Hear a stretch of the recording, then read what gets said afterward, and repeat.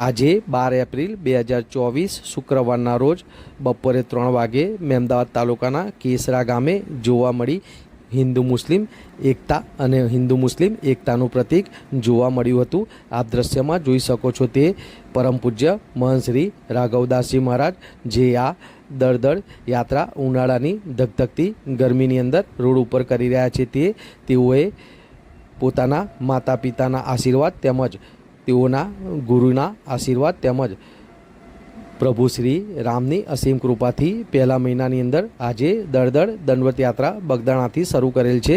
તે રામ જન્મભૂમિ અયોધ્યા નગરી સુધી તેઓ પોતાની આ યાત્રા કરશે। લોકમુખે ચર્ચા મુજબ કહેવાય છે કે આ દળદળ દંડવત યાત્રા જે પહેલા મહિનામાં શરૂ કરવામાં આવી છે, જેને હાલ પોણા 3 મહિના થવા આવ્યા છે અને રામ જન્મભૂમિ અયોધ્યા નગરી સુધી પહોંચતા હજુ પણ 1.5થી 2 વર્ષની સમય મર્યાદા લાગશે। ત્યારે આ દળદળ દંડવત યાત્રા જ્યારે રોડ રસ્તા ઉપર નીકળે છે ત્યારે આવતા જતા વાહન ચાલકો તેમજ રાહદારીઓ આ અદ્ભુત દળદળ યાત્રાને નિહાળવા માટે રોડ રસ્તા ઉપર જોવા મળે છે અને દ્રશ્યમાં આપ જોઈ શકો છો તેમ તેઓના સેવકો નિસ્વાર્થ ભાવે જે આ મહંત શ્રી દળદળ દંડવત યાત્રા કરી રહ્યા છે। ઉનાળાની ધગધગતી ગરમીમાં તેઓની સેવામાં નિસ્વાર્થ ભાવે લાગી ગયા છે અને રોડ રસ્તા ઉપર મોટી સંખ્યામાં જ્યારે આ મહંતશ્રીની દળદળ દંડવત યાત્રા રસ સાથે પસાર થતી હોય છે ત્યારે લોકો મોટી સંખ્યામાં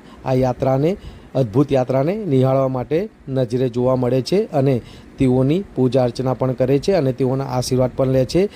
જ્યારે આ દળદળ દંડવત યાત્રા બગદાણાથી નીકળીને વિવિધ શહેરો વિવિધ વિસ્તારોમાં થઈને ખેડા મહેમદાવાદ થઈને જ્યારે આ કેસરા ગામે આ દ્રશ્યમાં નિહાળી રહ્યા છો તે મધ્ય ગુજરાત મુસ્લિમ સમાજ કાર્યાલય ખાતે પહોંચી ત્યારે મુસ્લિમ સમાજના અગ્રણી એવા કરીમભાઈ અને રজ্જાકભાઈ તેમજ અન્ય મુસ્લિમ બિરાદરો દ્વારા આ પરમ પૂજ્ય મહંત શ્રી રાઘવદાસજીનું સ્વાગત તેમજ સન્માન કરવામાં આવ્યું હતું તેમજ તેઓને શાલ ઉડાડીને સન્માનિત કરવામાં આવ્યા। ત્યારે આ સમયે પ્રભુ શ્રી રામનો બજરંગબલીનો બાપા સીતારામનો બજરંગદાસનો જય જયકાર પણ કરવામાં આવ્યો હતો અને ત્યારબાદ આ પરમ પૂજ્ય મહંત શ્રી રાઘવદાસજી મહારાજ અને રથ તેમજ તેઓની સેવકોની આ દળદળ દંડવત યાત્રા ફરીથી રોડ રસ્તા ઉપર અવિરત ચાલુ રાખવામાં આવી હતી।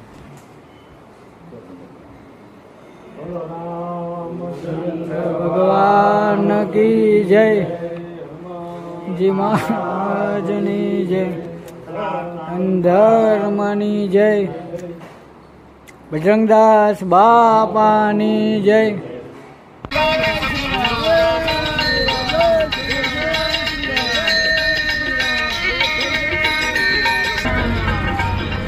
જય જય શ્રી રામ, જય જય શ્રી રામ।